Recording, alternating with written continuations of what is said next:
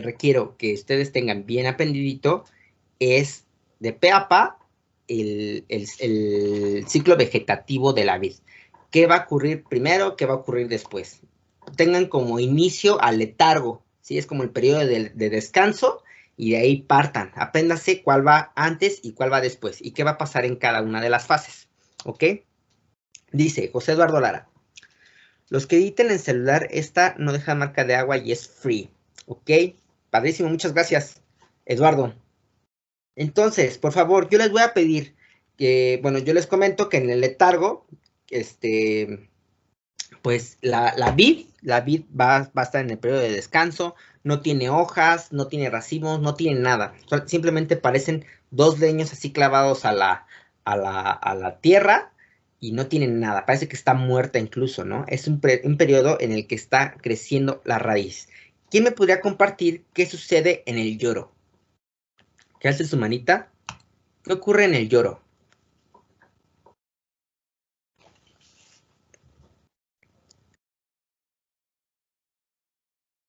Marifer, por favor.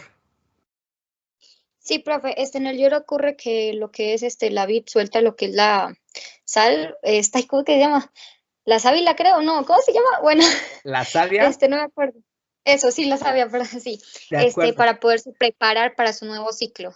Correcto. Y esto va a ocurrir exactamente al inicio de la primavera, ¿ok?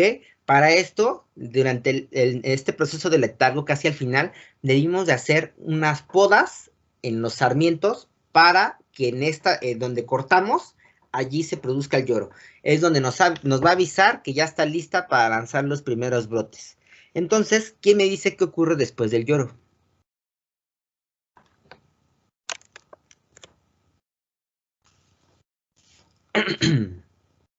Por favor, hagan anotación de todo esto que estamos hablando. ¿Qué ocurre después del lloro?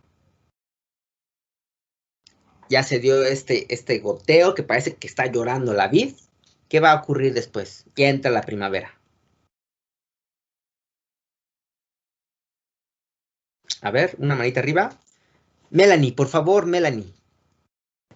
Si no me equivoco, empieza la brotación. Correcto. ¿Y qué ocurre? ¿Qué ocurre en la brotación, Melanie? Aparecen como bultitos en las ramas porque después estas van a dar como hojitas pequeñas.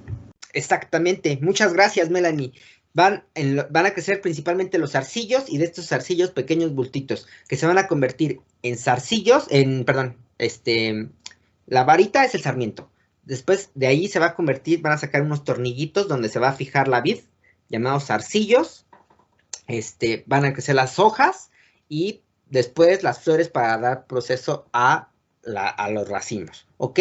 Después de la brotación va a ocurrir lo que es la foliación, ¿sí? En este proceso ya empiezan a crecer ya bien como tal las hojas, se da el proceso de fotosíntesis como tal y la planta está creando sus propios nutrientes, ¿ok? Para su crecimiento. Después de la foliación va a ocurrir lo que es la floración. Floración, van a ser pequeños bultitos igual de flores pequeñitas, chiquititas, ¿ok? Estas flores hermafroditas se van a polinizar entre sí con ayuda de insectos y del viento. Parte de este tema del terroir es que tenga también en esta temporada pues bastante viento para que las flores se polinicen entre ellas. Cada flor polinizada se va a convertir en una uva para pues generar todo el racimo, ¿no? Entonces, después de la floración va a ocurrir lo que es la fructificación o cuajado. Ya en este tema, ya las flores se convierten en pequeñas bolitas que se van a convertir ya directamente en una uva, cada una, ¿ok? Fructificación y cuajado. Ya después de que se da esto, que se empiezan a formar las uvas que son completamente inmaduras, están duras incluso, va a ocurrir lo que es el embero. ¿Qué sucede en el embero, por favor? ¿Quién me dice? Valeria Saraí, por favor, ¿qué ocurre? Sí, bueno, yo investigué que es cuando las uvas empiezan a tomar el color bueno, que empiezan a madurar. Por ejemplo, si es uva blanca o uva tinta, Entonces, pues ya se va a ir viendo. De hecho, en los racimos de uvas se va viendo diferentes uvitas de colores porque va tomando la tonalidad.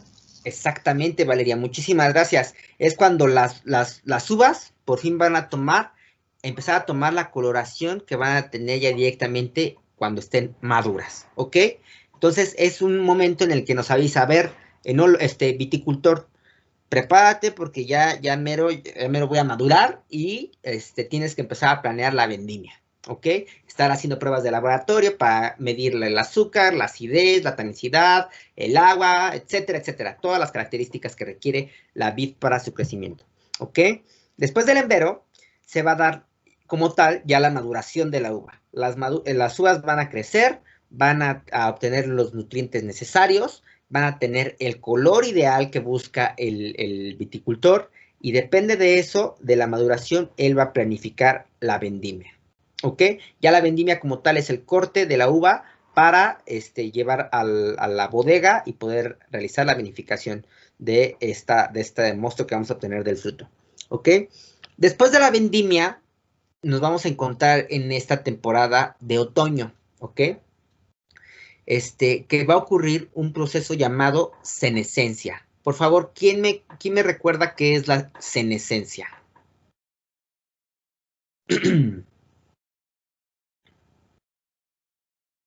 Paulina Elena. Es cuando las hojas de la vid se secan y se caen, cuando entra como en reposo. Exactamente, ya como en esta temporada otoñal, las hojas se vuelven de tono marrón, se secan y se caen, ¿ok? Prácticamente solamente van a quedar ramas desnudas y obviamente ya después de la senescencia como tal empieza de nuevo el periodo de letargo o descanso, ¿ok? Entonces necesito que reconozcan cada una de las fases, qué ocurre en cada una de las fases y cuál pasa antes que otra, en sentido cronológico, ¿no? Primero letargo, lloro, brotación, floración, fructificación y cuajado, embero, maduración, vendimia, ¿ok? Que lo sepan así ya de memoria, ¿de acuerdo? ¿Por qué? Porque les voy a pedir que viene un ejercicio directamente de eso. Muy bien. Ya tenemos la uva, ¿no? ¿Quién me recuerda en qué horario es mejor que yo vendimie las uvas blancas? ¿Y por qué? En la madrugada.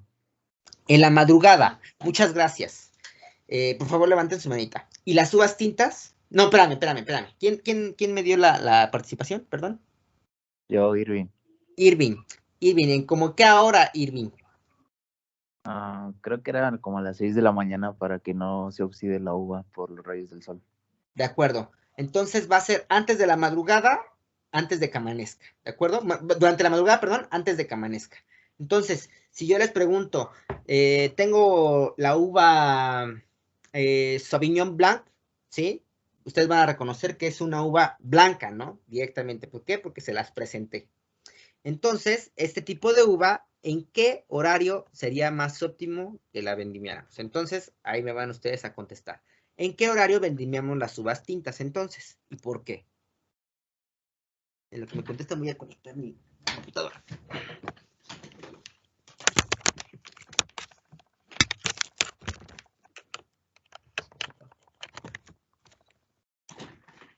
¿Qué horario es el óptimo para vendimiar las uvas tintas?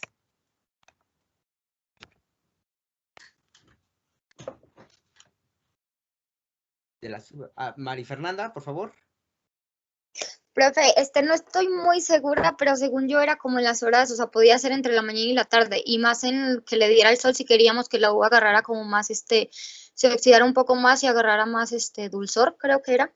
Estás cerquita. Sí, lo óptimo para la vendimia de las uvas tintas va a ser del amanecer al mediodía, ¿sí? Sí queremos que le dé un poquito de sol, no mucho, ¿sí? ¿Para qué? Para que en este caso gane aromas. ¿Qué pasa con las uvas blancas a diferencia de las uvas tintas? Las uvas tintas, recuerden que tienen polifenoles, como en el caso de los antocianos, que son polifenoles que se encargan de darle fuerza a la vid, ¿no? Que las uvas blancas no los tienen tantos. Las uvas blancas, recuerden que tienen flavonoides, que en general cada uno le da color al tipo de uva del que estamos hablando. A las blancas los flavonoides y a las tintas los antocianos, ¿ok? Que son tipos de polifenoles. Entonces, estos polifenoles en contacto, en el caso de las blancas, con los rayos del sol, se oxidan. ¿Y qué pasa si tenemos un vino oxidado? Va a tener una coloración más intensa, ¿sí? Y lo que buscamos es que tengamos un vino blanco, ¿sí? No tan intenso de color, digamos.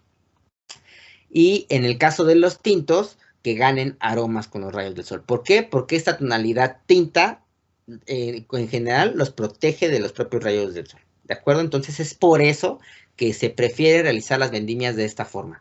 Deyanira. Sí, profe, y si no me recuerdo, también dijo que de las uvas tintas tenían que ser al amanecer, mediodía, pero dijo algo muy específico, que tenía que ser a mano y tenía que ser racimo por racimo.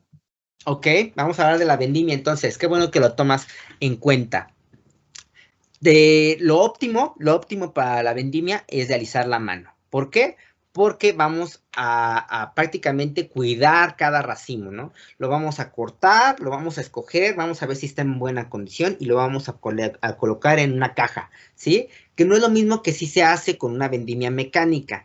No es que no se haga, porque sí, en muchos casos los vinos se vendimian de manera mecánica, pero obviamente puedes matar cierto margen aromático de la uva. ¿Por qué? Porque cuando estás cortando con maquinaria, pues también cortas aparte de racimos, puedes lastimar la uva, puedes cortar hojas, puedes cortar zarcillos, que le van a dar tonalidades herbáceas, ¿ok? Entonces recuerden que cada uva en particular tiene una personalidad, ¿no? La Cabernet Sauvignon tiene sus aromas, por ejemplo, a pimiento, a frambuesa, a zarzamora, a ligera hierbabuena. Pero si todo lo cubrimos con aromas herbáceos, no se va a expresar la uva como realmente es. Entonces, lo óptimo es siempre realizar vendimias mecánicas. Entonces, ¿qué pasa cuando realizamos vendimias manuales? Y cuando realizamos vendimias mecánicas, pues, en general lo hace como para vino, que es muchísimo más industrial, ¿no? Que se preocupan un poquito más por la cantidad que la calidad. Y obviamente, realizarlo de manera, la vendimia de manera manual, pues va a generar un mayor costo en el vino. ¿Por qué? Porque lo tienen que hacer personas. No es lo mismo que lo haga una máquina que lo haga una persona. ¿Ok? Muy bien. Estamos hablando entonces de los polifenoles, ¿no? De los tintos, los que dan coloración a los tintos son los antocianos. De los blancos, los flavonoides. ¿Quién me recuerda qué tipo de polifenol da sabor al vino? Da sentido de gusto.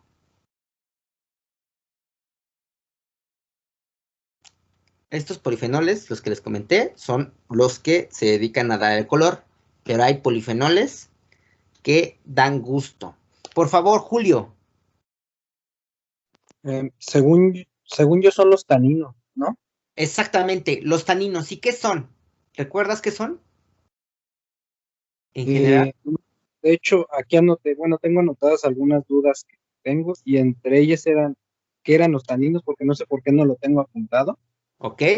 Y en sí, ¿cuál es, si hay algún efecto que tenga más taninos o menos taninos un vino? O sea, si lo hace más ácido, no sé. Correcto. Esa es mi... Ajá. De acuerdo, vamos a hablar entonces de los taninos, Julio, que es precisamente el polifenol que da gusto a los vinos. ¿Qué son los taninos? Este polifenol en general se encuentra muchísimo más en las uvas tintas, casi en las blancas es nula o poco imperceptible, ¿ok? Se encuentra más en los vinos tintos. Cuando catemos un vino tinto, una característica principal es la tanicidad. ¿Alguien sí recuerda cómo es la sensación de tanicidad en boca? ¿Recuerdan que se los comenté? Hasta se los relacioné. Irving, ¿tú te acuerdas? ¿Astringente? Es astringente. ¿Y cómo es la sensación de astringencia? ¿Lo puedes describir? No sé, como agarroso en la boca, ¿no? Ok, esa es una forma de decirlo, ¿no? A Carla Marián, por favor, gracias, Irving. Que te deja como seco en la boca. Ok, muy bien. Una desecación en boca. Este sentido de agarroso y contracción de los tejidos de la boca. Esa es la sensación de astringencia. ¿ok? Principalmente se encuentran en los tintos, ¿ok? A ver, esta parte de los taninos es importante, ¿ok? ¿Recuerdan que cuando estaban investigando la vinificación de los vinos tranquilos, se dieron cuenta de que los vinos blancos podían pasar por crianza o no pasar por crianza, pero en general casi normalmente no pasan por crianza. Los vinos blancos se consumen más jóvenes. ¿Por qué? Porque un vino blanco tiene menos durabilidad que uno tinto. Y parte de la tanicidad es darle vida al vino. Con tanicidad haces que el vino sea un poco más longevo. Requiere de tanicidad para durar más tiempo. Entonces, si no tienes tanicidad, no lo puedes pasar por un proceso de barrica que lo va a oxidar, ¿sí? Entonces, también recuerden eso cuando estemos catando vinos, de qué tanta barrica puede tener. En general, los vinos tintos pueden tener más barrica que los blancos. ¿Por qué? Porque no tienen este sentido de tanicidad, que es importante. ¿Qué otras características hacen longevo un vino aparte de la tanicidad? ¿Quién me recuerda, por favor?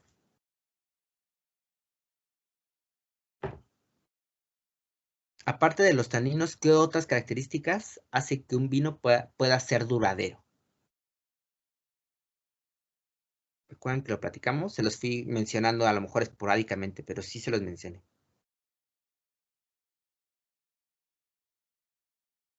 Abdías, ¿tú sí te acuerdas, Abdías? Pues El tiempo de añejamiento de la uva, profe. El tiempo de añejamiento de la uva en barrica. ¿Fuiste Abdías? No. No, Carlos, perdón. Ah, Carlos. Hay que hacer la manita, Carlos, porfa. Sí, perdón. Ahorita comentamos eso de la barrica. A ver, Abdías, ¿tú sí te acuerdas? Había dicho que mientras más procesos tenga el vino, iba a ser más duradero. Mientras mayor trabajo, ¿ok? Ajá. Mientras mayor trabajo tenga el vino en cuidado, va a ser un vino más longevo. ¿Por qué? Porque desde que estamos cuidando a la uva en el campo directamente, estamos cuidando todas estas características que va a otorgarle vida al vino. Una de ellas es la tanicidad. Otra de ellas es la cantidad de azúcar que pueda generar la uva. ¿Ok? ¿Por qué? Porque esta azúcar es la que se va a convertir en alcohol. Y el alcohol es algo importante para la conservación de un vino. Si tienes alto grado alcohólico, puedes hacer que tu vino sea más duradero. Como en el caso de los vinos fortificados que ahorita vamos a hablar, ¿de acuerdo? Entonces, tenemos azúcar, tenemos tanicidad. La acidez también es importante para un vino. En general, la acidez la tienen todos los productos que son antioxidativos, ¿no? Tiene un nombre. Sí, que no permiten la oxidación. Tiene una palabra en particular, ahorita se me olvidó. Entonces, la parte ácida también es importante para un vino para que sea más longevo. Que en general los vinos blancos en eso se basan para su longevidad, en qué tan ácidos pueden ser. Con el tiempo también se va perdiendo todo esto, ¿sí? Y todas estas características que a veces están muy intensas, con el tiempo se van rectificando en boca, vayan siendo cada vez más amables, ¿ok? Y lo que nos comenta Carlos del tiempo que pasa en barrica. La barrica le da un sentido de oxidación, pero también le puede dar un sentido de longevidad, ¿ok? ¿Por qué? Porque la madera también aporta taninos. Y eso lo vamos a ver un poquito más adelante en el curso, cuando veamos directamente la creación de barricas. Muchas gracias a todos los que participaron. A ver, por favor, ¿quién me recuerda cuánto puedo obtener de vino con 1 kilo de uva? ¿Cuánta cantidad de vino puedo obtener de 1 kilo de uva? 700 mililitros. 700 mililitros. Muchas gracias, Astrid. Recuerden, por favor, alzar la manita. Irving, ¿tú te acuerdas del rendimiento de los vinos que se realizan por el método de ice wine, donde está la uva congelada? ¿Cuánta uva necesito para realizar, para obtener cierta cantidad de vino? ¿Díaz? 5 kilos. De esa no me acuerdo. Entre 4 y 5 kilos, ¿de acuerdo? Pero ¿cuánto vamos a obtener de vino, Abdías? 375 mililitros. 375 mililitros, que en general esta cantidad es la mitad de una botella estándar. Entonces necesitamos bastante más uva para producir estos vinos. También por eso son más caros. Recuerden que todo este sentido del trabajo y del rendimiento va a significar que el vino sea mucho más elevado en costo, pero por ende también va a ser de mejor calidad. A ver, si por ejemplo yo tengo 16 kilos de uva, de uva congelada, la vendimie en Canadá, por ejemplo, ¿cuántas botellas de 375 mililitros puedo obtener de ahí?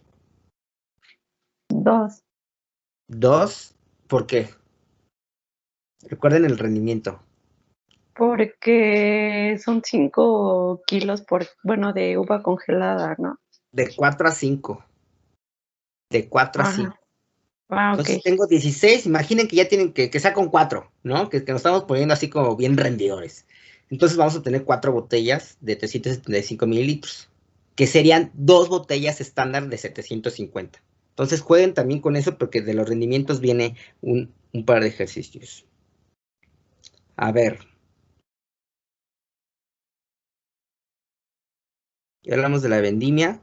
¿En qué meses se lleva a cabo la vendimia en el hemisferio norte? Y ya díganme en el sur. Valeria, por favor. En el hemisferio norte es de septiembre a octubre y en el sur de marzo a abril. Ok.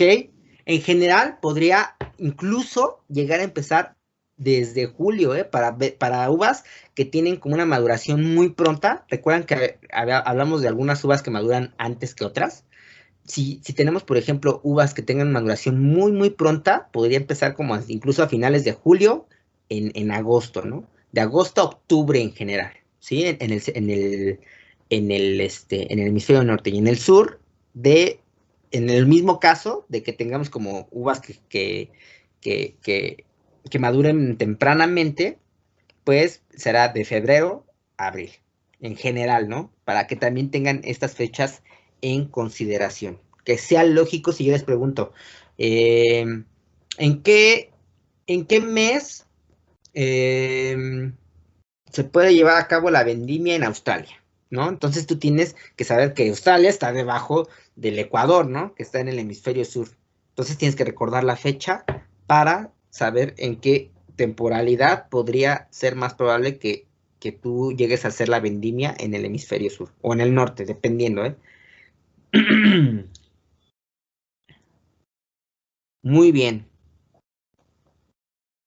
A ver, aquí que tengo. Sí. Ok. Vamos a hablar ahora ya del proceso de vinificación, ¿sí? En general, pues cada uno va a tener pasos muy particulares, pero requiero que sepan qué puede llegar a pasar en cada una parte del proceso. Por ejemplo, ¿qué es el desfangado? ¿Y para qué tipos de vino lo utilizamos? Valeria, por favor. Es cuando retiramos todas las impurezas, como el ollejo de la uva, y por lo regular se utiliza en vinos blancos. Ok, ¿y cómo es el proceso? ¿Cómo lo hacen, Valeria? Precisamente eso hacen, pero ¿de qué procedimiento? ¿En qué consiste? Nos había dicho que tenía que estar como en dejar que se acentuaran las impurezas en la parte de arriba y ya después se iban retirando. De acuerdo, exactamente eso ocurre. Vamos a retirar todas estas partes sólidas, dejando principalmente para los vinos blancos, también puede ser a los rosados, que gracias a la precipitación por la gravedad se vayan al fondo del tanque. Para esto, principalmente en los vinos blancos, la temperatura debe ser controlada. ¿Para qué? Para que no se oxiden, porque recuerden que los vinos blancos tienden mucho a la oxidación. ¿Qué es el despalillado entonces? Voy saltado, ¿eh? No voy como en orden. Abdías. Dice que el despalillado es cuando se descarga la uva y se mete a una despalilladora.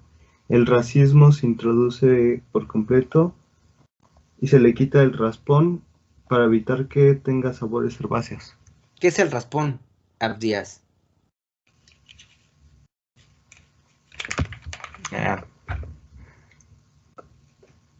No, no sé. ¿No te acuerdas? ¿Quién le recuerda a Díaz qué es el raspón? Irving, por favor. Es como el palito de la uva. Sí, este es este palito que donde está donde está agarrado cada uno de los granos de uva, ¿no? El esqueleto donde se sostiene. Ese es el raspón, ¿ok? ¿Por qué? ¿Por qué tenemos que quitar en ocasiones el raspón? Porque puede generar sabores herbáceos y en general también puede aumentar la tanicidad, ¿ok? Otra vez estamos retomando la tanicidad. ¿De qué otras partes de la uva, aparte del raspón, se puede obtener tanicidad? Uno de ellos es el raspón. Son 3. ¿Se acuerdan de la anatomía de la vid? Que les pedí que estudiaran bien. Irving. También el ollejo, ¿no? El ollejo, ¿y cuál más, Irving? Las semillas. Las semillas, de acuerdo. Tenemos que las pepitas, el ollejo y el raspón son partes de la anatomía de la vid que pueden otorgar tanicidad a los vinos, ¿ok? ¿Por qué? ¿Por qué les comento esto? Porque estamos hablando, por ejemplo, del despalillado. Puede ser que tu uva no tenga la tanicidad necesaria, que por cuestiones climatológicas no hubo el suficiente sol y tú requieres de una poca de ayuda de taninos, pues a lo mejor dejas una parte de la uva con raspón, ¿ok? Y no lo despalillas todo. ¿Para qué? Para que le dé un poco de tanicidad al vino. Entonces, este juego lo tiene que realizar el enólogo dependiendo de la materia prima que tiene y depende también del vino que quiere obtener. Entonces, es de vital importancia que nosotros sepamos de dónde lo va a obtener. En general, lo puede obtener de las pepitas, del raspón y del ollejo. Pero en el caso de las pepitas y del raspón, puede llegar a ser un ataque demasiado fuerte. En general, prefieren obtenerlo del ollejo. ¿Ok? Dice Denise Itzayana. Profe, voy a estar saliendo y entrando porque ya no tengo muchos datos. No te preocupes, Itzayana. Por favor, revisas el video porque es de mucha importancia que recuerden estos temas de los que estamos hablando. Muy bien. Ya sabemos de dónde se produce tanicidad, ya sabemos qué es tanicidad, ya estamos viendo qué es el desfangado y el despalillado. Cuéntenme qué es la chaptalización.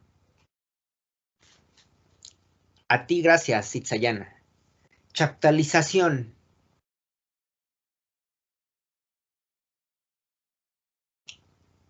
Algunos lo incluyeron en sus tareas.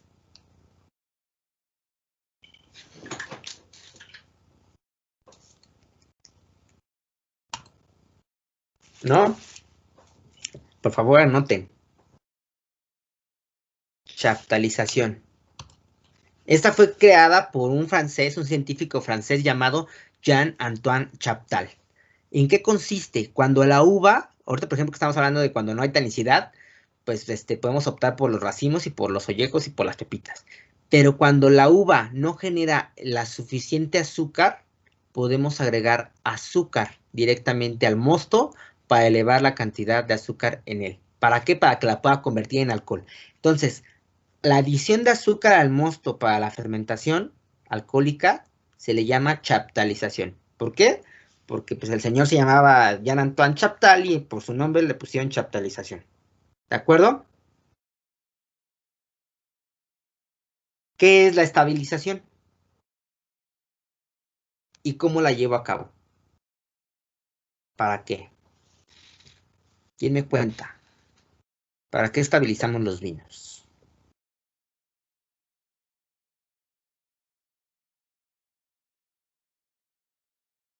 Eso sí se deben de acordar. A ver, échale un ojito a sus apuntes. Valeria. Bueno, nos había dicho que es para que, bueno, las sales que tiene la uva se puedan ir al fondo del tanque. Ok. ¿Y cómo llevamos a cabo esto? ¿Cómo las llevamos a cabo? Las sales de ácido tartárico. Ay, sí, ya no me acuerdo. No te acuerdas. ¿Quién no recuerda? ¿Carlos Azael? Por favor, muchas gracias, Valeria. Carlos, alzaste tu manita también. Yo recordaba que era para la clarificación, ¿no? Para la clarificación ahorita vamos a hablar de ella. Ahorita vamos con la estabilización. Muy bien. Como nos dice Valeria, vamos a intentar separar los ácidos tartáricos del vino en general. ¿Cómo vamos a llevar a cabo esto? Vamos a ponerlo en un tanque de acero que tenga la temperatura controlada. Vamos a bajar la temperatura de ese tanque a 0 grados en general y los cristales se van a cristalizar, perdón. Las sales se van a cristalizar para precipitarse al fondo del tanque. ¿Qué pasa cuando hacemos esto en general, ya directamente en un vino? Le quitamos esa sensación de ácido fuerte, ¿no? Es un ácido que es más fuerte y que incluso se nota mucho en vinos blancos y vinos rosados que no han sido bien estabilizados. ¿Por qué? Porque se les ve como una pequeña nata, como una pequeña turbulencia ligera, que es por ese tipo de ácidos, que a veces lo necesitan, a veces no. Entonces va a depender en general del vino que estamos realizando, ¿no? Más para los blancos, más para los rosados. También lleva en los tintos, pero recuerden que es algo necesario también para los tintos. Lo que va a pasar es que las sales, vamos a bajar la temperatura, las sales se van a cristalizar y se van a ir al fondo del tanque. Ahora sí, Carlos, vamos a hablar de la clarificación. ¿Qué es la clarificación? ¿Para qué la hago y cómo la llevo a cabo? ¿Qué utilizo y todo? Cuéntenme. ¿Te acuerdas, Carlos? Ya que estábamos hablando de clarificación. Es para la estabilización, ¿no? No, esta vez no. Hace rato estábamos hablando de la estabilización y eso es para limpiarlo de los ácidos. ¿Son dos diferentes? Sí, son dos diferentes. ¿Ok? Por favor, Carlita Marian. Gracias, Carlos. No recuerdo muy bien cómo se hacía, profe, pero lo hacen para eliminar las impurezas de los vinos, ¿no? Después de la fermentación. Es muy correcto. Lo vamos a utilizar para limpiar el vino. Valeria, ¿nos puedes terminar de ilustrar con este tema de clarificación? Sí, también es cuando nos dijo que para este proceso se ocupan las claras de huevo. Ok, muy bien. Vamos a utilizar la clarificación para limpiar el vino, ¿ok? Cuando termina la fermentación, en general los vinos son turbios, pero eso no es algo que se desee en el vino. Parte de la cata es la parte visual. Debe ser bonito a los sentidos. Debe ser bonito en imagen, debe ser bonito en aromas y debe ser bonito en sabores, ¿ok? Entonces, parte de esto es que tenga un proceso de limpieza y uno de ellos es la clarificación. En general, vamos a hacer que estas partes turbias igual se precipiten. ¿Cómo? A la adición de ciertos componentes que va a hacer que todo se vaya hasta el fondo igual. Por ejemplo, nos dice Valeria, las claras de huevo. Claras de huevo batidas a punto de turrón van a hacer que cada una de las partes sólidas pequeñitas se vayan yendo hacia la parte baja igual del tanque. Y es otra forma de limpiarlo, ¿ok? Pero ¿qué utilizamos en general? O sea, esa sí se ocupa, pero ya no hoy en día tanto como antes, ¿no? Hoy, ¿qué utilizamos para clarificar? ¿Recuerdan que les comenté? Antes utilizaban suero de leche y claras de huevo. ¿Pero qué es lo que utilizamos ahorita? ¿Las bentonitas? Bentonitas. Muchas gracias. ¿Quién fuiste? Jordi. Son las bentonitas. ¿Y qué son, Jordi? A ver. No me acuerdo, no lo apunté bien. Descuida, no te preocupes. Anota, por favor. Bentonitas es un tipo de arcilla que se va a mezclar con el vino y con esto se va a adherir igual a partes sólidas que van a ir que se precipiten hacia el fondo. Cada vez vamos a ir agregando bentonitas más finas y más finas hasta que quede bien limpiecito el vino. ¿De acuerdo? Esas son las bentonitas, es un tipo de arcilla.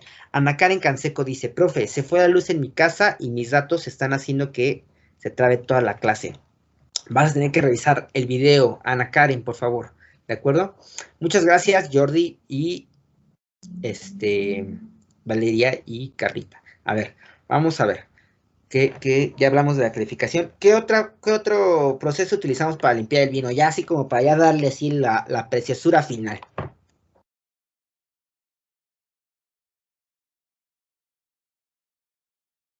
Valeria, por favor. Y al final era el filtrado, ¿no? El filtrado, exactamente. ¿Y cómo se lleva a cabo? Pues había, bueno, creo que era mediante una máquina, no recuerdo muy bien. Sí, por una máquina que tiene un filtro, ¿no? En general de celulosa o de arena, que va a filtrar ya lo último que llegue a quedar en el vino, en esta parte tuya, para que quede limpio, ¿no? Que sea lo más limpio posible, ese sentido del vino. Muchas gracias, Valeria. Muy bien.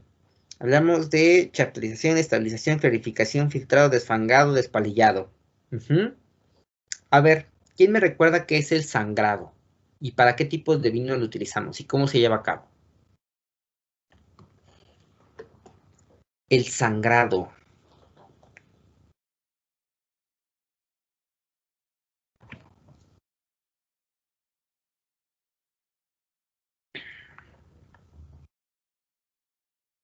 ¿Qué es?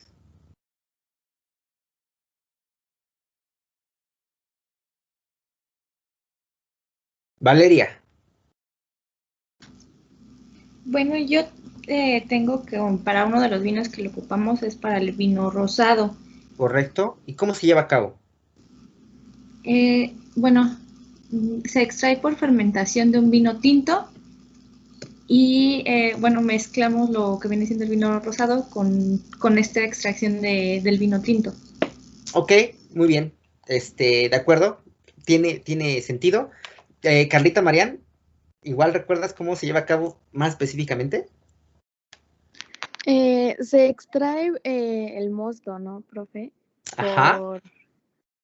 ¿Cómo se llamaba? Por una válvula de un tanque o algo así, en vez de hacer el prensado. Ok, muy bien. Si tienen la idea, les voy a comentar cómo ocurre directamente el prensado. Es para hacer vino rosado, ¿ok? Pero, ¿qué vamos a tener? Vamos a prácticamente empezar la fermentación alcohólica como si fuera un vino tinto, ¿sí? Solamente que a las primeras horas vamos a sacar cierta parte del mosto, como nos dice Carla y Valeria, que ya tuvo la coloración necesaria, y vamos a sacar una parte para hacerlo rosado y vamos a dejar que el resto se siga haciendo tinto. ¿Por qué? Porque queremos que ese vino tinto esté alto en tanicidad, alto en todo, ¿no? En color, que tenga mucho contacto con los ollejos, con todo. Ya le sacamos una parte, con ese vamos a hacer rosado y con el resto seguimos haciendo tinto. ¿Ok? Es como para quitarle parte líquida, digamos, a la fermentación y que sea mucho más concentrado porque va a estar más en contacto con ollejos, con todo, ¿ok? Entonces, lo que sí sacamos lo vamos a utilizar para hacer vino rosado, ¿ok? Va que va. En general, esos son vinos rosados como que con una intensidad más fuerte de color. Falta un montón. A ver, ya vamos a hablar de los vinos espumosos. Me encantan los vinos espumosos. A ver. Híjole, está... Antes de que empecemos. ¿Qué tipo de vinos espumosos importantes existen con denominación de origen hechos por el método de Champenois? ¿Quién me recuerda? ¿Qué vinos importantes se realizan con el método de Champenois? O también llamado método tradicional, ¿no? María Fernanda. Sí, profe, la champán, creo. El champán, de acuerdo. ¿Y cuál más? Es así como el vino espumoso más importante del mundo, ¿no? ¿Y cuál más?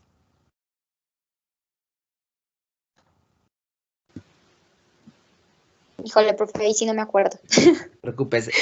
Si hablamos como de un champán español, ¿a qué nos referimos? Profe. Ajá, Jordi. Champán Mélissimé. Los Mélissimé. Este tipo de champán son los que pasan mínimo 3 años en este enrimado, ¿no? Que está en contacto con las lías. Pero, obviamente sí es un tipo de champán, pero ¿recuerdan que vino hecho por el método tradicional es muy importante en España? ¿Valeria? Ah, perdón. Era el cava, ¿no? El cava, de acuerdo. Vinos importantes hechos por el método tradicional. Hay otros bien importantes también que no se los quiero mencionar tanto porque ya son como del siguiente curso, pero esos son así como de los más importantes, ¿de acuerdo? Que los tengan bien aprendidos.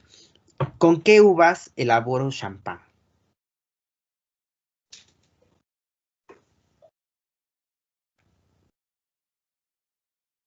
Abdías. Es con la Chardonnay. ¿Cuál más? Ese es un Blanc de Blancs, y para hacer un Blanc de Noir es Chardonnay, Pinot Noir y Pinot Meunier. Ok, ya me dijiste dos temas importantes. Blanc de Blancs, solamente hecho con uva Chardonnay. Pueden incluir a lo mejor algunas otras blancas, pero la principal, la importante es la Chardonnay, que es la blanca, ¿ok? En general, para el champán se utiliza la Chardonnay, la Pinot Noir y la Pinot Meunier. Para el Blanc de Blancs, solamente Chardonnay. Si queremos Blanc de Noirs, utilizamos las uvas tintas, que en este caso son la Pinot Noir y la Pinot Meunier. ¿Ok? ¿Lo anotaron? Blanc de Blancs, Chardonnay. Blanc de Noirs, las uvas tintas, la Pinot Noir y la Pinot Meunier. Muchas gracias, Ardías. ¿Cuál es entonces la mezcla para hacer cava? ¿Valeria? Era la Macabeo, ¿no? Macabeo, ¿cuál más? La Perellada o Perelada. Parellada, ajá, y ya no me acuerdo de la otra. Y Charelot, ¿ok? Charelot, Macabeo y Parellada. Así como dato, no sé si pasó en esta clase, creo que sí, que les dije que a la Macabeo se le conoce como de otra manera. ¿Se acuerdan? Un día que entró mi perrito, aquí. No, creo que no fue en esta clase. Perdónenme.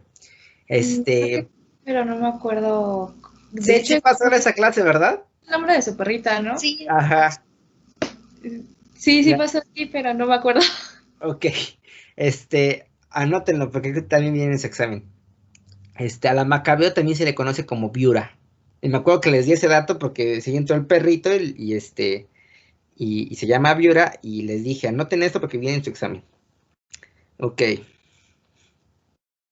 Charelot para allá de Macabeo, uvas para hacer el cava. Ok.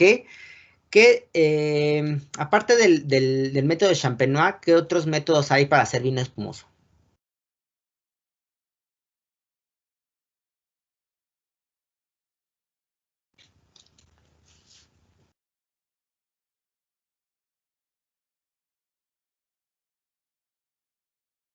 Abdías, por favor.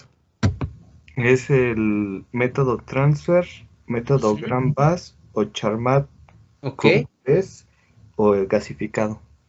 O el gasificado, muy bien. Tenemos 4 importantes. Champenois, el Charmat, que también se le conoce como Cuvée o Grand Bass, el transfer y el gasificado, ¿sí? A ver, vamos con el más importante que requiero que se sepan, pero así de pe a pa, completamente. Champenois, es el más importante. ¿Qué diferencias principales hay entre el Champenois y el Charmat? Eso es lo principal que quiero que sepan.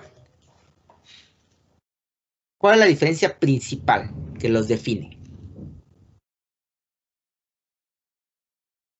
Paulina, Elena. Que en el Champenois solamente la vendimia tiene que ser manual. Ok, sí, puede ser la vendimia manual en ambos, pero ¿algo más?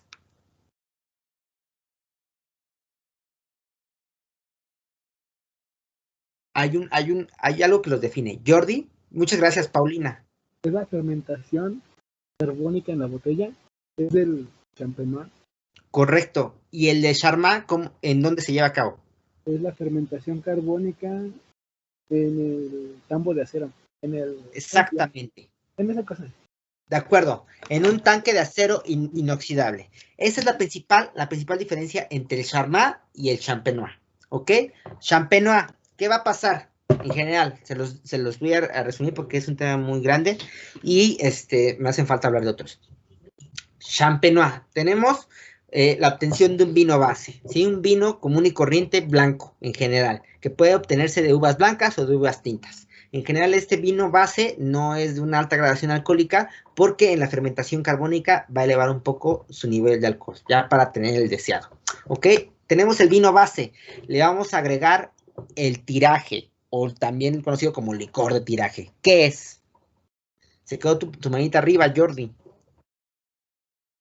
¿Qué es el licor de tiraje? A ver, Díaz. Es donde se le añade vino base más azúcar más levaduras. Ok, ¿y para qué lo vamos a utilizar el licor de tiraje? Porque al momento de que se le quita, creo, las levaduras muertas, se pierde gran cantidad de vino. Entonces con ese se rellena la botella, ¿no? Ok, ahí ya te me confundiste un poquito. Ok, vamos a ponerle sentido. Tenemos vino base, ¿sí? En general lo vamos a meter a la botella y le vamos a agregar licor de tiraje. ¿Qué es licor de tiraje? Vino base en el que vamos a disolver azúcar y levaduras. Eso es el licor de tiraje. Todo ese procedimiento se llama tiraje o tirage en francés, que es donde proviene el método. Ok, lo vamos a tapar con una corcholata como con las que se utilizan para tapar las cervezas, ¿no? Aquí tengo una, ¿no? Una corcholata. Lo tapamos con la corcholata, ¿sí? Y lo vamos a pasar al enrimado, ¿de acuerdo? Que es donde va a llevar a cabo la fermentación carbónica. Esto lo hacen unas cavas que tienen la temperatura controlada y tenga ausencia de luz natural, ¿ok? Se lleva a cabo la fermentación carbónica y depende del tiempo, también va a depender de la calidad del vino. Mientras más lento sea, de mayor calidad igual se va a reflejar en el vino, ¿ok? Mínimo, para los cava deben estar 9 meses en el enrimado. Para los champán, mínimo 12 meses, que entre 12 y 15 meses mínimo, ¿ok? Y para en el caso de los champán milésime, mínimo 3 años en el enrimado, ¿de acuerdo? Apréndanselo. Ya se hizo la fermentación carbónica y obviamente, pues, ¿qué pasa? Las levaduras se comen el azúcar, que agregamos levaduras de azúcar, ¿no? Las levaduras se comen el azúcar y ellos van a despedir un poco de alcohol y dióxido de carbono, que es lo que va a hacerlo espumoso en general, ¿ok? Entonces, es demasiada la presión que las burbujas son demasiado finas y pequeñitas, por eso es el mejor método para realizar vinos espumosos. Es lo que más se valora en este tipo de vinos, que la espuma sea demasiado fina, que las burbujas sean continuas y que sean pegadas unas a las otras y que no dejen de salir nunca en la copa. ¿Ok? Esto es lo que pasa con el método de Champenois. Y mientras más tiempo esté en contacto con las lías, que son las levaduras muertas, más complejo se va a tornar en aromas. ¿Ok? ¿Qué tipo de aromas podemos tener? Podemos tener aromas como a pan, porque son levaduras, ¿no? Aromas como a frutos secos, en general, y aromas tostados, ¿no? Esto es lo que aporta a este tipo de enrimado a el vino espumoso. Entonces es muy complejo de manera aromática. Ok, ya tenemos aquí las lías, ¿no? En la parte inferior de la botella.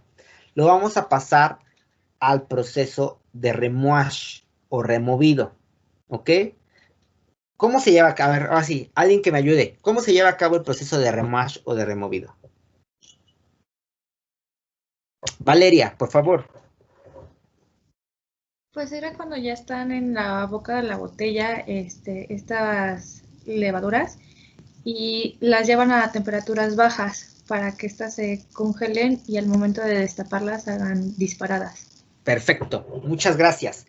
Las vamos a pasar a la boca de la botella. ¿Cómo las vamos a pasar a la boca de la botella? Puede ser de manera mecánica o manual. Si es de manera mecánica, pues obviamente se va a colocar en cajas, donde vamos a poner un montonal de botellas, y poco a poco vamos a ir haciendo que la botella quede en sentido vertical, ¿ok? Boca abajo. Entonces las lías se van a ir aquí a la boca de la botella. Pero de manera manual, por ejemplo, en el caso del champán, que a fuerzas debe ser manual, va a hacerse en unos muebles llamados pupitres, ¿ok? Que son unos tablones inclinados que tienen agujeros, donde vamos a meter la boca de la botella y vamos a ir dando cuartos y medias vueltas durante entre 21 y 28 días aproximadamente para que poco a poco las lías se vayan yendo a la boca de la botella. ¿Ok? Entonces vamos a ir dando cuartos de vuelta, cuartos de vuelta, cuartos de vuelta, y la vamos a tornar en sentido vertical. Después de esto, como nos dice Valeria, vamos a congelar la boca de la botella con solución salina y vamos a quitar la corcholata. Quitamos la corcholata, sale disparada por la presión las lías, ¿de acuerdo? Y así es como limpiamos al vino. Si no limpiamos las lías del vino espumoso, el vino quedaría turbio, ¿ok? Entonces una forma de limpiarlo. Ya pasamos por el remouage, el degüelle, este es el cuando le quitamos las lías sale disparado, y obviamente se pierde una cantidad considerable de vino, ¿no? Un poquito. ¿Con qué lo vamos a rellenar? ¿Quién me dice, por favor? Si se pierde un poco de vino, ¿con qué lo rellenamos? Con Valeria, por favor. Era con vino espumante y azúcar. De acuerdo, ¿y cómo se le llama a esta preparación? Es el licor de expedición. Licor de expedición, muchas gracias. Le vamos a agregar licor de expedición, que en general es vino espumoso y con una cantidad de azúcar. ¿De acuerdo? Depende de la cantidad de azúcar, va a ser la clasificación que tenga de dulzura. Por ejemplo, en el caso de los cava, son los únicos que pueden ser los Brut Nature, que tiene entre 0 y 3 gramos de azúcar por litro. Entonces es muy poquita azúcar, simplemente es para... Perdón, es para darle un poquito más de frutalidad a los aromas y ya, ¿no? Pero no tiene sabor en general dulce. De ahí quiero que se aprendan completamente cuál es más seco o más dulce, ¿ok? Los más secos en general, los Brut Nature.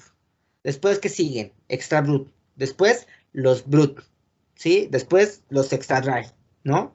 Entonces quiero que se aprendan cada uno. Y más o menos cuánto tienen de azúcar para que sepan.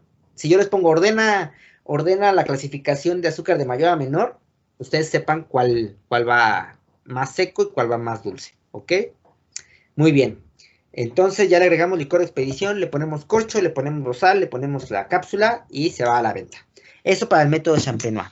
Para el método de Charmat, la fermentación carbónica no la hacemos en botella, la hacemos en tanque de acero inoxidable, ¿de acuerdo? En el transfer, ¿qué pasa en el transfer? Hacemos la fermentación en botella, pero no le hacemos un removido. Sacamos el vino, lo limpiamos de manera, filtrándolo, ¿ok? Y lo utilizamos en general para rellenar botellas chiquitas de champán o de vino espumoso o grandotas, ¿ok? Que tenga de 2-3 litros, por ejemplo. Y el gasificado, pues prácticamente nada más es inyección de dióxido de carbono. Inyectar gas y vámonos. Que son como la menor, sí, los vinos espumosos de menor calidad, ¿no? Es como, por ejemplo, el Lambrusco, pues así es prácticamente un refresco hecho vino. Más bien vino hecho refresco, perdón. Ahora sí. Ya vemos. Ok, estamos hablando de fermentación alcohólica, fermentación carbónica. ¿De qué manera yo puedo parar la fermentación alcohólica? ¿Qué métodos hay para parar la fermentación alcohólica?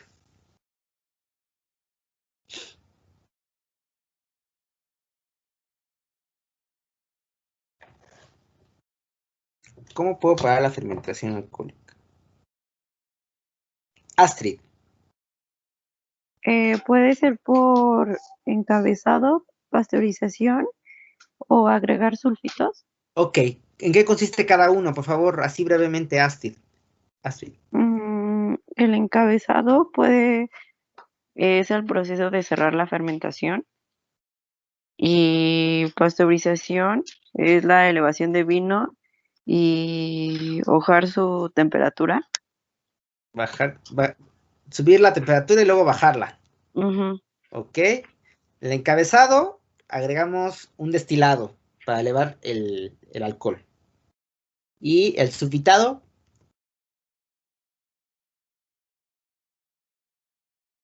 Pues nada más agregamos sulfitos, ¿no? Ajá, sí, solo se agregan los sulfitos. Así se para la fermentación alcohólica, ¿ok? Sulfitado, agregamos sulfitos. ¿De qué otra manera? Químicamente es CO2, ¿no? Los sulfitos. que lo utilizamos para controlar la población de levaduras. Ya cuando queremos pararla, le agregamos también sulfitos y con eso ya terminamos de matar a las levaduras. Si agregamos alcohol a la fermentación y eleva demasiado su grado alcohólico, las levaduras también ya no tienen el ambiente necesario para vivir y se mueren, ¿ok? Como en el caso de los vinos fortificados y encabezados. Y la pasteurización, ¿qué vamos a hacer? Elevar la temperatura del vino, ¿sí? 90, 90 y tantos grados, después bajarla, ¿sí? A 4, 3, que esté frío. Igual, se mueren las levaduras, se para la fermentación, hasta ahí, ¿ok? Maneras de parar la fermentación. Ok, ya que estamos hablando de vinos encabezados, generosos o fortificados, que es lo mismo, díganme qué grado alcohólico requiero para llevar a cabo una crianza biológica. ¿Qué grado de alcohol debe tener el vino para que se produzca la crianza biológica? ¿Y qué es la crianza biológica? Jordi. Es de 15 a 16 grados de alcohol. Ok, ¿y qué ocurre? No me acuerdo, profe. No te acuerdas, no te preocupes. Gracias, Jordi. Valeria. Es cuando... Bueno, es que no estoy muy segura, pues mejor explique, porque tengo dudas. No, échale, suéltalo, Valeria. No pasa nada si te equivocas, estamos aprendiendo. Bueno, nada más recuerdo que utilizaba lo que viene siendo un hongo. Ok. Pero creo que era en el momento de la recolección de la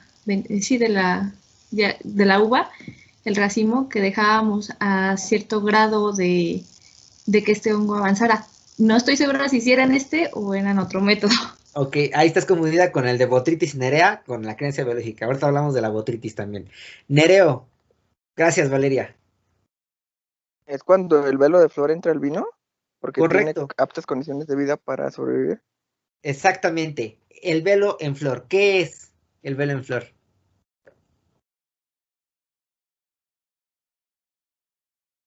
Ya lo tienes, Nereo. ¿Es un hongo? Es un hongo. ¿Y qué pasa? ¿Qué hace este hongo?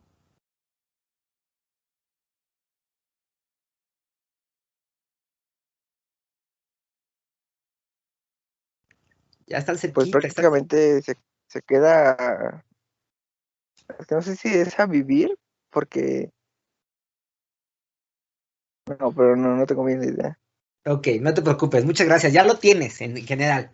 ¿Qué lo vamos a hacer? Vamos a hacer un vino fortificado. El alcohol, para que se dé este velo en flor, que es un hongo, debe ser entre los 15 a los 16 grados de alcohol. Eso es lo principal.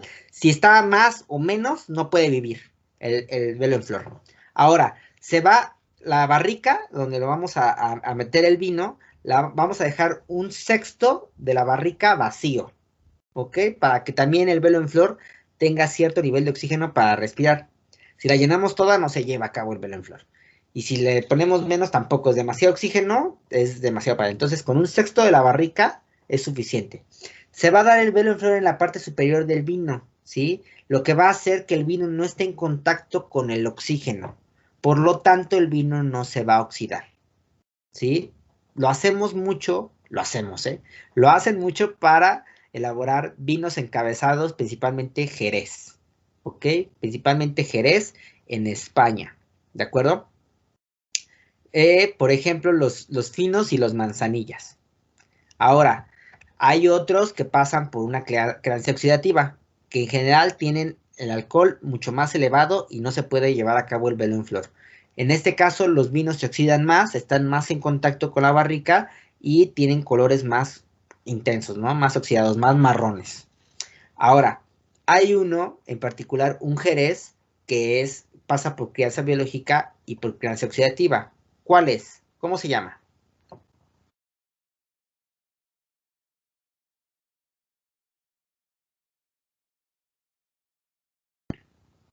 Crianza que pasa por las dos crianzas. Primero por la biológica y después la oxidativa.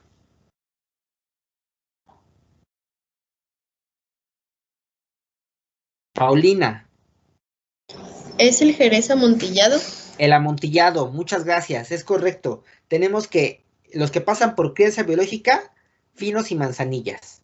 Los que pasan por las dos, los amontillados. Y solamente los que pasan por la oxidativa, palos cortados, los dulces y los olorosos. ¿Ok? Muy bien, muchas gracias. Tenemos un vino fortificado importante en España. Hábleme de otros vinos fortificados y de dónde se producen. Todos tienen denominación de origen.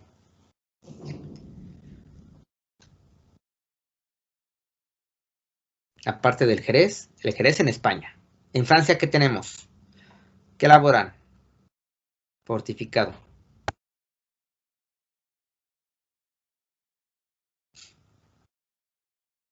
Me dicen, a ver, Jordi. Era el Van Jones, algo así. Van Jules de Francia. En Portugal, ¿qué elaboran, Jordi? El Oporto y el Madeira. Oporto y Madeira. ¿Y en Italia? Y en Italia, el Marsala. Marsala, de acuerdo. Marsala en Italia. Muchas gracias, Jordi. Oporto y Madeira, Portugal. Banjuls en Francia. Jerez en España. ¿Ok? Son de los más importantes. Hay más también. Incluso aquí también en México se elaboran, pero no tienen denominación de origen. Eso sí. ¿Ok? Ok. Fortificados. Aquí me dice la uva excelencia por la varietal tinta por excelencia de Argentina.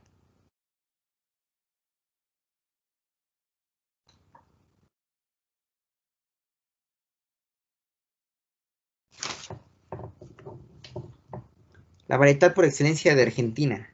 María Fernanda. Profe, la Malbec. La Malbec, de acuerdo. Si tenemos uva Malbec, ¿solamente se puede producir en Argentina? No. No, de acuerdo. Se produce en varias partes del mundo, incluso también aquí en México. Muchas gracias, María Fernanda. Muy bien.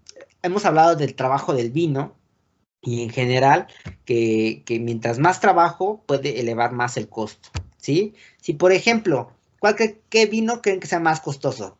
¿Un cava o un champán, por ejemplo? Así rápido. Un champán, ¿no? Un champán. ¿Por qué, Valeria? Por el método de elaboración. De acuerdo, exactamente. Largo. El método de elaboración requiere más trabajo, por ende suele ser más costoso.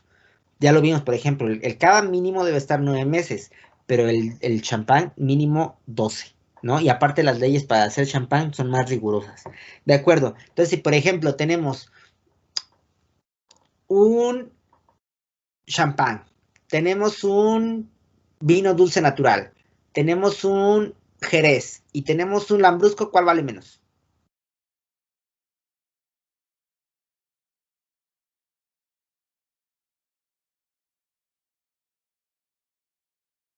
¿Cuál valdría menos de todos estos? Jerez, champán, un vino dulce natural o un lambrusco. Opción aquí en el chat. A ver. Yo digo que el champán común. ¿Ese sería más el de menor costo? Para mí sí, pues nada más tiene creo que 12 meses. Sería el lambrusco, ¿no? El de menor costo. De acuerdo, sería el lambrusco. ¿Por qué, Valeria? Porque, pues, así como vino, no es. Dijo que es como un refresco. Exactamente, es el que tiene, por ejemplo, el método más chafa, ¿no? Para realizar un vino espumoso. Entonces, imaginen, tenemos un vino champán que pasa por el método de champenois. O sea, fermentación en botella y estarlo vendimiando a mano, como nos dijeron. Todo este proceso es en general muy artesanal. Entonces es mucho más caro que un lambrusco que nada más le inyectan dióxido de carbono. O que pasa por el proceso de chamar los mejores, ¿no? Pero en general no es tan bueno. Entonces, obviamente, sería como más barato en un lambrusco que el resto, ¿no? Imaginen un vino dulce natural. ¿Qué vinos dulces natural conocen? ¿Qué métodos hay para hacer vinos dulce natural? Muchas gracias, Sergio y Armando. Pero el Jerez no, el Jerez también implica tiempo y trabajo. Vinos dulces naturales. ¿Cómo los hacemos? ¿Qué métodos hay?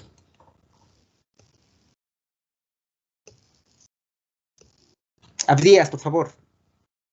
Es en el que se deja contagiar por la botrytis cinerea, ¿no? Ese es uno de ellos. ¿La botrytis cinerea qué es? Es un hongo que va a resecar la uva y la va a hacer como pasita.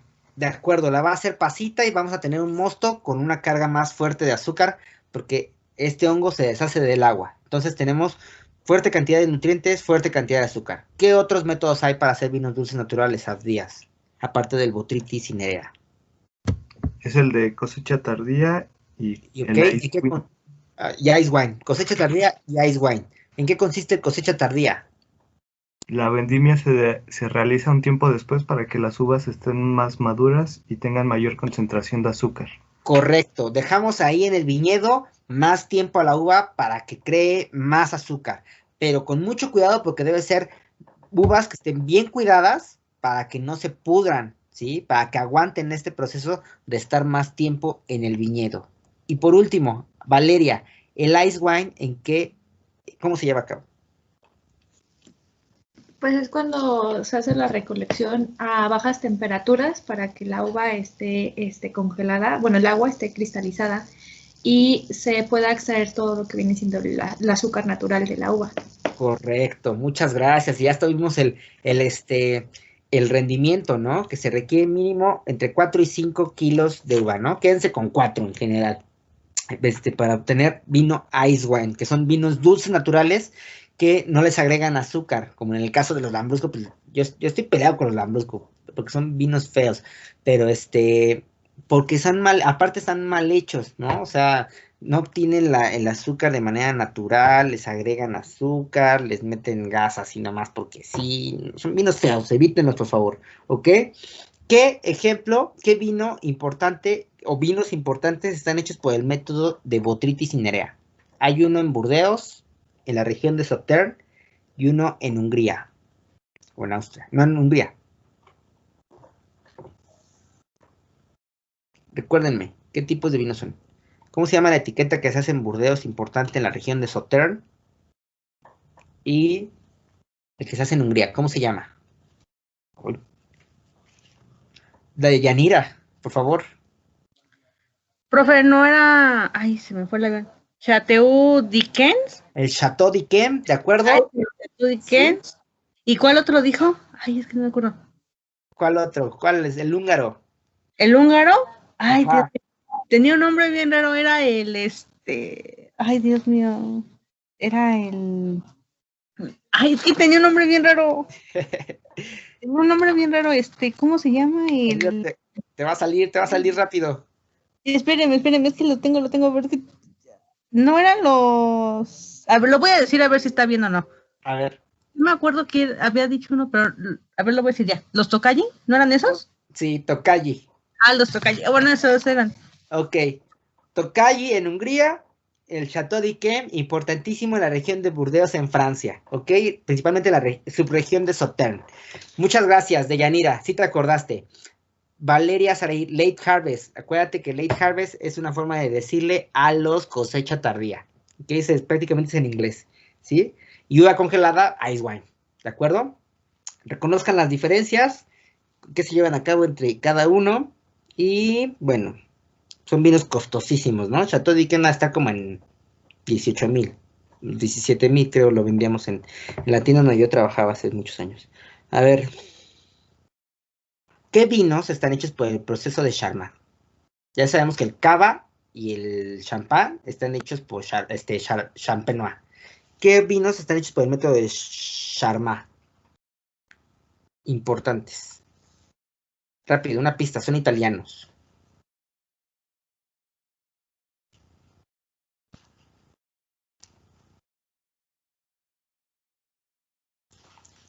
Método de Charmat. ¿Qué vinos italianos se hacen con este método? Que son también bien conocidos.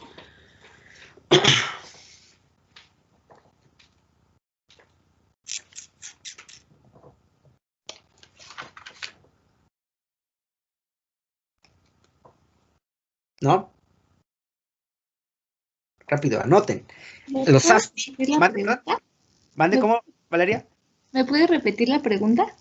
¿Qué vinos importantes hechos en Italia están hechos con el método de Charmat? Espumosos. Te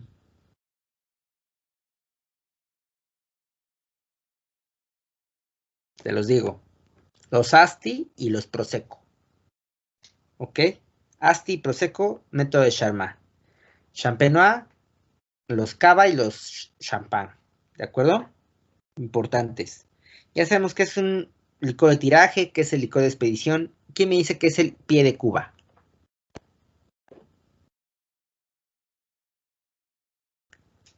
De Yanira. Había dicho que el pie de Cuba era la combinación de las levaduras con agua o mosto, ¿no? O ambos, para tener, creo que las levaduras que eran necesarias y podían tener la fermentación necesaria, algo así. Es correcto, de Yanira. Cuando estamos llevando a cabo la fermentación alcohólica, hay veces que las propias uvas no generan tanta levadura para llevar a cabo todo el proceso de la fermentación. Si se acuerdan, en la anatomía de la vid, que por afuera del ollejo se encuentra una película blancuzca, que es prácticamente las levaduras, llamada pruina, ¿ok? Que cuando nosotros pensamos la uva, entran las levaduras en contacto con la pulpa, se comen al azúcar y producen el alcohol. Pero a veces no alcanzan, entonces tenemos que recurrir a levaduras, agregarle levaduras a la fermentación para que se pueda llevar a cabo todo el proceso de fermentación. Y disolvemos las levaduras en agua o mosto y a esta mezcla se le llama pie de Cuba. Muchas gracias. ¿Qué es la fermentación maloláctica? ¿Qué pasa en la fermentación maloláctica?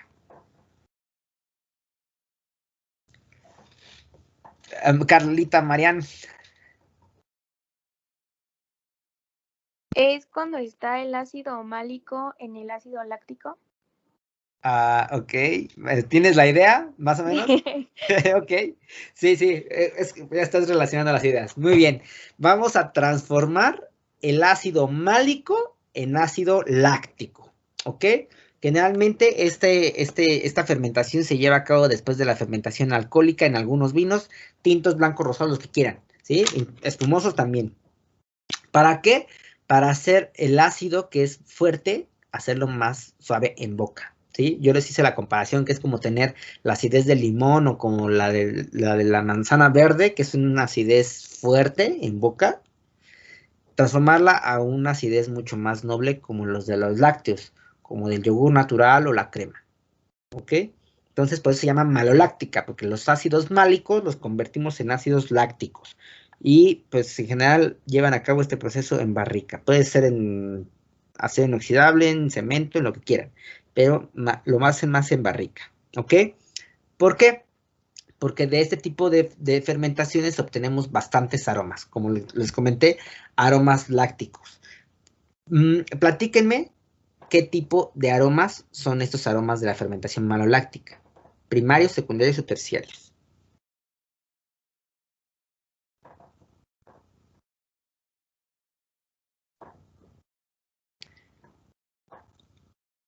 ¿Sí se acuerdan cuál es cuál? ¿Cuáles son los aromas primarios, los aromas secundarios y los aromas terciarios? De Yanira.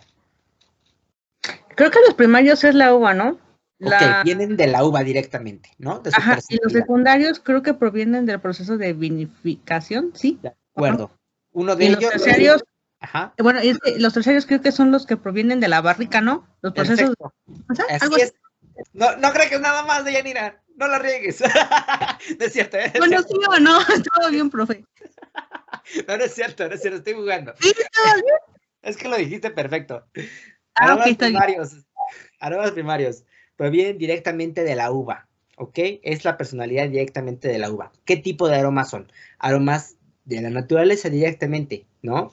Tenemos aromas frutales, aromas herbales, aromas vegetales, florales, etcétera, ¿ok? Que provienen de la naturaleza. Es como, a eso me refiero con su taller de aromas, ¿no? Que vayan como de lo general a lo particular. Los aromas primarios provienen de la uva y son aromas naturales. Los aromas secundarios provienen del proceso de vinificación, como dice Yanira. Y muchos de ellos, principalmente de la fermentación maloláctica. ¿Ok? ¿Por qué? Porque transformamos los ácidos málicos en ácidos lácticos. Entonces tenemos muchas tonalidades lácteas. ¿Como qué? Como crema, como queso fresco, como mantequilla, y podemos tener también aromas de levadura, como el pan, ¿sí? A lo mejor como cuando estamos amasando alguna masa de pan, o directamente pan tostado, y aromas tostados en general de frutos secos.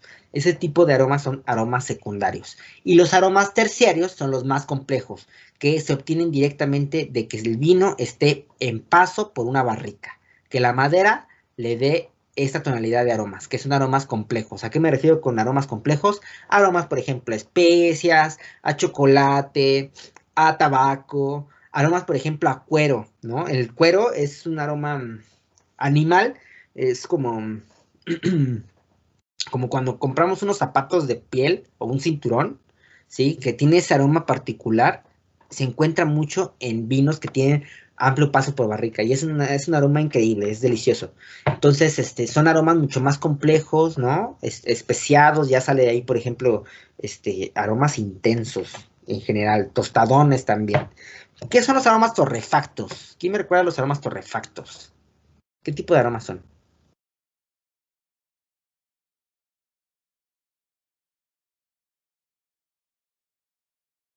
Torrefactos.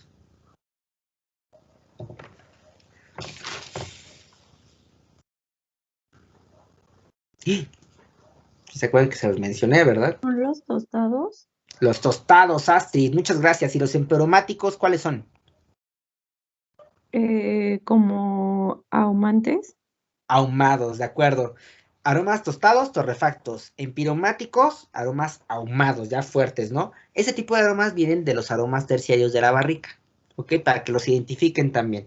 Aromas primarios, bien naturales. Aromas secundarios, como lácteo, tostadón ligero, de frutos secos y mantequilla, queso, y etcétera. Aromas terciarios, barrica, madera, cuero, chocolate, especias, y así, aromas intensos, sabrosos, ¿ok? Que lo sepan identificar.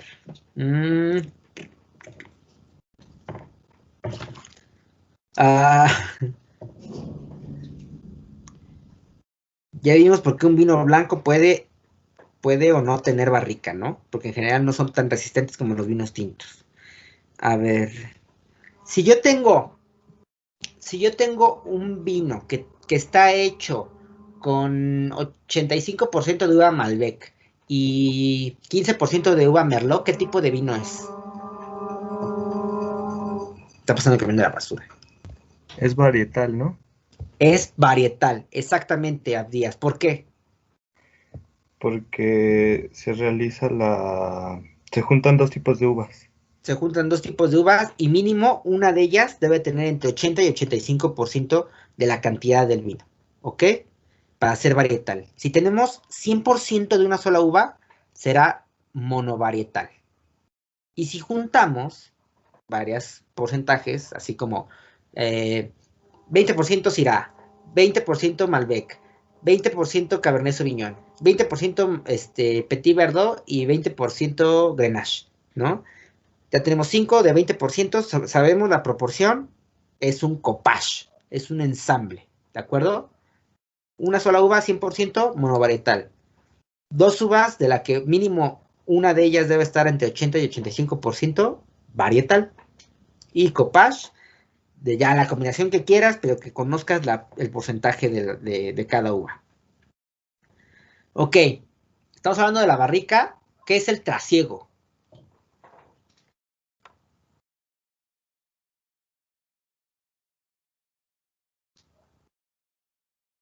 Trasiego, ¿en qué consiste el trasiego? ¿Es extraer el vino de la barrica y lavarla con agua caliente para volverla a meter? Exactamente, Ivonne, muchas gracias. Vamos a extraer de las barricas en cierto tiempo el vino, ¿sí? ¿Para qué? Para que todas esas partes sólidas que se encuentran, que son las rías, se vayan al fondo de la barrica y limpiemos ahora sí con agua caliente las barricas de nuevo y volvemos a meter el vino. Aparte, le da oxígeno al vino. Muchas gracias, Ivonne. A ver, estábamos hablando de enfermedades también hace un rato, como la botrytis cinerea, que este hongo se va a dedicar a pacificar la uva para hacer vinos dulces naturales. ¿Qué otros tipos de enfermedades conocen?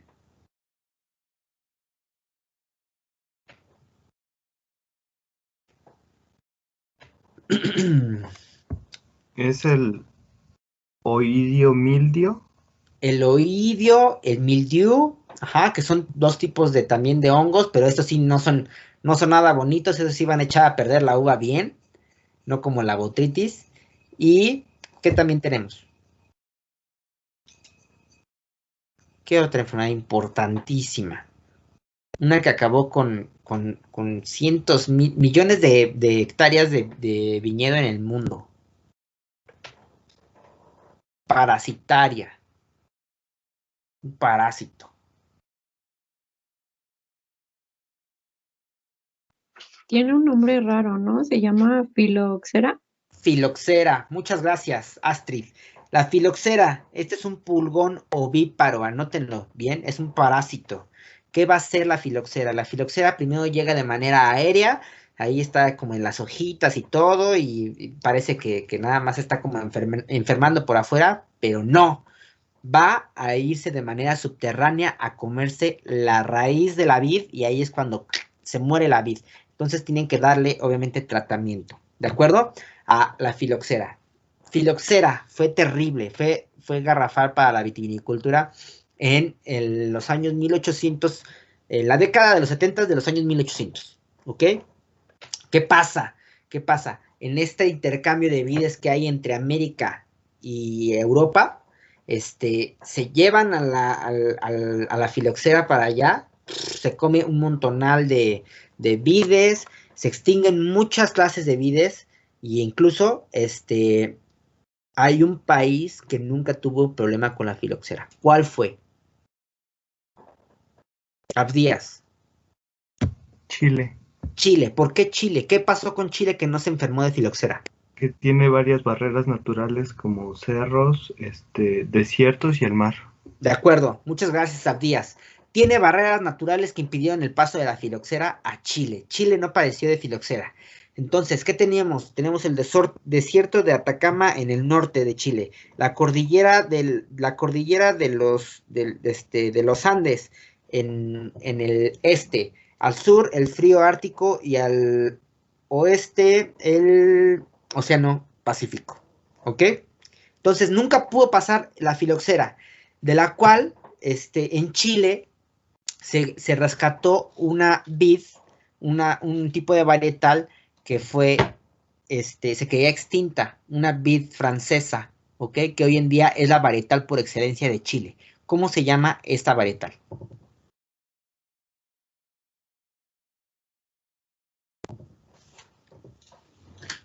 ¿Qué uva es? Se creía extinta porque se la comió la filoxera, le encanta la filoxera. Jordi. ¿Es la uva Carmenere? ¿Algo así? La uva Carmener. La uva Carmener se creía extinta en Chile, la consideraban que era una Merlot porque es muy similar, pero en el caso de la Carmener, las uvas se vuelven rojas carmín, de ahí su nombre, ¿de acuerdo?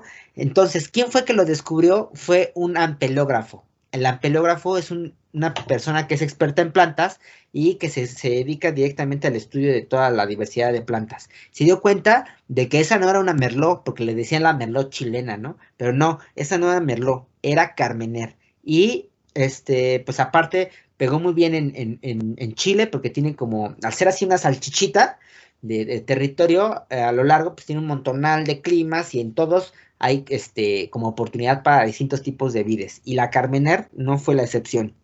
Y se volvió la varietal por excelencia de Chile. Uva Carmener, todo esto a la filoxera que fue en el siglo XIX, ¿no? Siglo XIX, que atacó a todo el mundo. Acabó como con el 80% de todo el viñedo a nivel mundial. A ver. Hablamos de las aromas. La anatomía de la vid, apréndansela todita, ¿ok? Quiero que se aprendan desde el principio, ¿no? Está la raíz, el tronco, del tronco salen los brazos, de los brazos los pulgares, de los pulgares los sarmientos, y de los sarmientos van a salir hojas, zarcillos y racimos, ¿no? Así como papa. Ya les dije que hicieran un dibujito y todo, y ustedes me dijeron que sí, pero pues sí lo vamos a hacer. Bueno, ahora, el racimo, ¿cómo viene? Está el raspón, ¿no? Este esqueleto. Del esqueleto viene la parte entre el esqueleto y la uva. Se llama pedicelo. Lo que entra del raspón hacia adentro de la uva, pincel. La parte de afuera, ollejo, es la piel, ¿no? La parte de adentro, la pulpa, las semillas, las pepitas, ¿no? Y la parte exterior que se encuentra por afuera del ollejo, la pruina. Entonces, apréndanselo ya todo, ya estuvimos hablando de eso. ¿Qué faltó? ¿Qué es el riego secano? ¿Cómo se lleva a cabo? El riego secano. A ver si me faltó. Riego secano. Jordi, ¿tú alzas tu manita? ¿Cómo es, Jordi? Es creo que cuando, por ejemplo, en lugares donde no hay mucha agua y donde nada más con la lluvia, ¿no? Exactamente, simplemente con el sentido de la lluvia se alimentan las vides de agua. Muchas gracias, Jordi. ¿De acuerdo? Ya cuando no tenemos suficiente agua, porque el vino requiere de mucha agua realmente, ¿eh? También por eso ha bajado mucho la producción a nivel mundial. Pero tenemos otros riegos como el más efectivo para las vides de mejor calidad por goteo. ¿Por qué? Porque sabemos cuánta agua le vamos a dar a cada vid, a cada surco de las vides, ¿no? O el que es por microaspersión, pues cuando hay mucha agua, pues la pueden despreciar para todos lados, ¿no? Que le caiga toda a las vides. Pero el mejor es el de goteo, ¿ok? ¿Por qué? Porque a la planta le gusta que la estresen, le gusta que haya temperaturas cambiantes, que le dé sed de vez en cuando, ¿no? Que la maltraten de vez en cuando, que le den podas. ¿Para qué? Para que libere los nutrimentos necesarios y que sea uva de excelente calidad. Ok, a ver si no hace falta un tema de que hablemos.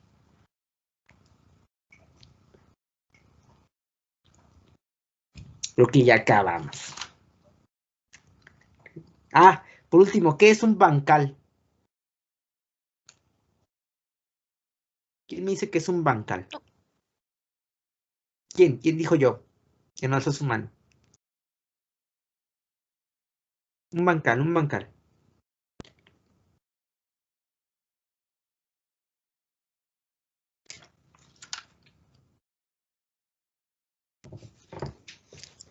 bancal, ¿no? ¿Se acuerdan de los diseños de los viñedos? Que es importante orientarlo hacia el sol y todo esto. ¿Cómo son los bancales? Astrid. Nos dijo que unos eran, pues, totalmente planos y hay otros que vienen como si fuera es que no sé cómo explicarlo. Como una rampita, como rampitas, así como que no van como totalmente horizontales. Ok, no son horizontales, ¿no? Hay viñedos que se encuentran completamente planos, ¿sí? Están en pura planicie. ¿Valeria?